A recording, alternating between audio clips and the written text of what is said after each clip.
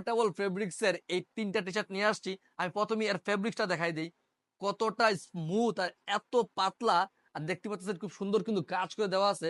৩টা কালারে পেয়ে যাবেন। এটা হচ্ছে গোল্ডেন কালার, তারপরে পেয়ে যাবেন হচ্ছে মেরুন কালার, আর তারপরে পেয়ে যাবেন হচ্ছে ব্ল্যাক কালার। এই ৩টা কালারে পেয়ে যাবেন। আর এগুলা কিন্তু রেগুলার প্রাইস হচ্ছে ৯০০ টাকা।